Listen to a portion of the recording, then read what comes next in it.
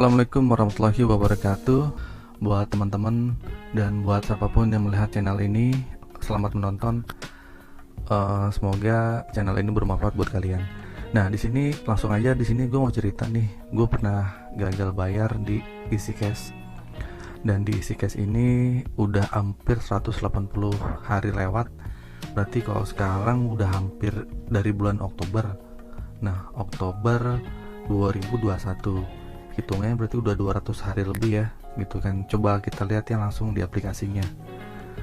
Dan buat teman-teman kalau yang pernah gagal bayar di aplikasi ini, tolong komen ya, gitu. Gue mau bagi pengalaman gue, sharing pengalaman gue. Nah, lo bayangin aja tuh, tagihan gue di sini hampir 16.244.550. Telatnya udah 230 hari.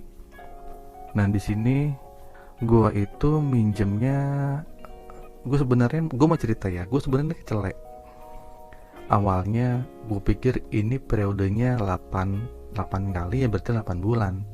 Nggak taunya dalam sebulan itu lu harus nyicil 2 kali. Jadi dalam seminggu itu, dalam 2 minggu jadi dalam 2 minggu temponya lu harus nyicil lagi. Sebulan itu 2 kali. Nah, akhirnya nih lu lihat dari awal nih. Pertama kali nyicil itu gue bayar satu kalinya doang ya, tanggal 28 dengan total cicilan 1.700.000. Nah, sebelumnya berapa sih gue cicilan gue, pinjaman gue maksudnya gitu. Pinjamannya adalah cuman 9 juta. Pinjaman 9 juta yang diterima itu 8.100.000. Karena di situ ada biaya lanan 900, dan gue nggak tahu nih perinciannya gimana, dan gue harus balikin 13 juta dengan periode 8 kali.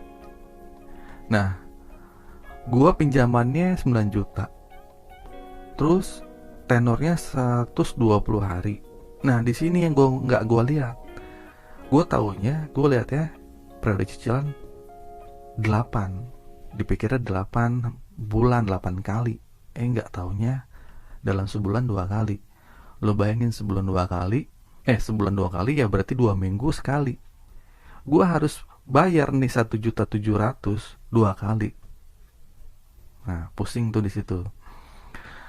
Akhirnya gue sebenarnya ini bukan pertama kali gue gagal bayar di sini ya. Gue ada beberapa aplikasi, nanti buat video-video selanjutnya nanti gue kasih tahu. Gue lebih dari 10 aplikasi gagal bayar. Nah, 10 aplikasi ini mungkin lebih ya, ntar gue juga mau ntar gue hitung-hitung, ada 10 yang OJK, yang resmi OJK, dan satunya tuh ilegal. Tapi saat gue main ilegal, gue tuh udah tahu gitu. Dan beberapa itu yang semi ilegal gitu. Maksudnya udah tahu gue cara mainnya gimana, dengan pakai kontak fake dan sebagainya lah, amunisi pinjol yang banyak di YouTube lain cari. Nah, balik lagi ke sini, tagihan gue itu 16 juta. Jadi awal gue bayar, terus gue udah nih, terus ini bunga-bunganya nih semakin naik gitu kan. Ya bayangin aja gue, apakah gue bisa dalam sebulan gue bayar segini? Ya tentu gak bisa gitu. Saat itu ini sebenarnya gali lobangan gue punya usaha gue gagal, bangkrut karena dari pinjol. Ya pada akhirnya gue minjol lagi gitu kan. Ya akhirnya malah gak bagus gitu, malah gue jadi bangkrut. Nah, tentang masalah DC lapangan, apakah ada DC lapangan, gue selama ini belum disamperin. Mungkin gue hoki ya, daerah gue Bogor. Kata orang sih Jabodetabek, tapi selain Bogor gitu kan, kecuali Bogor, orang-orang sih bilang kayak gitu. Tapi ya nggak tahu juga gitu kan. Mungkin buat orang-orang yang Bogor yang deket-deket Jakarta, pinggir-pinggiran Jakarta, mungkin masih bisa ya disamperin DC. Untuk saat ini sih, untuk penagihannya, gue bilang EasyCash itu nggak barbar ya. Jadi ada beberapa kali nagih di WA. Ya paling, halo saya Iwan dari WA, tolong dibayar jam berapa. Ya udah, terus besok sama namanya siapa, namanya si Fitri lah apa gimana gitu, dia mengingatkan kalau kita suruh bayar. Tapi nggak nyampe kayak ngancem-ngancem pakai nama-nama saya Beta, saya John dan sebagainya gitu, enggak gitu kan. Nah, apa namanya, apakah gue respon? Pertanyaannya, gue sama sekali nggak respon. Gue males, walaupun ada orang bilang mendingan lu respon aja, mendingan lu biar nggak diituin gitu kan, biar nggak di telepon mulu atau di WA mulu. Ya sama aja sih, lu mau respon atau lu mau nggak respon pun sama aja menurut gua. Itu menurut gua.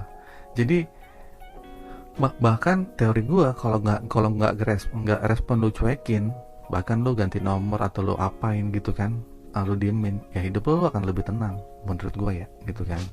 Dan gue juga ini menurut kata orang juga gitu, ya ternyata emang terbukti. Iya, saat itu gue cuekin, ya udah akhirnya selama sebulan dan 2 bulan ya nggak ada tagihan lagi sama sekali. Nomor gue sih nggak gue aktifin juga gitu kan, tapi nomor WA itu aktif. Jadi nomor untuk seluler gue punya 2 kartu kan gitu dalam handphone. Satu nomor seluler itu gue GSM nya gue matiin, gue nonaktifin, tapi nomor WA tetap masih sama. Jadi nagih tetap ke situ, dan gue nggak ngetik kartu nomor WA. Dan terbukti emang nggak ada WA yang masuk untuk nagih lagi selama 200 hari ini lebih gitu. Terus apakah gue gelisah?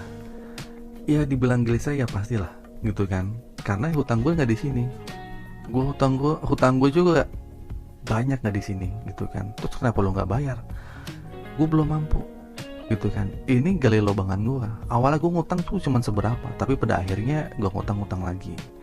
Jadi gue ingatin ya teman-teman ya, jangan sampai kalau lu punya pinjol, lu diem, lu stuck dan lu jangan minjem lagi. Saat lu nggak kepepet, lu diemin aja. Atau serah lu misalnya mau ditagih ya boleh. Kalau mau ditagih ya tinggal respon. Kalau nggak ditagih ya, kalau misalnya ditagih pun mau respon ya terserah gitu kan.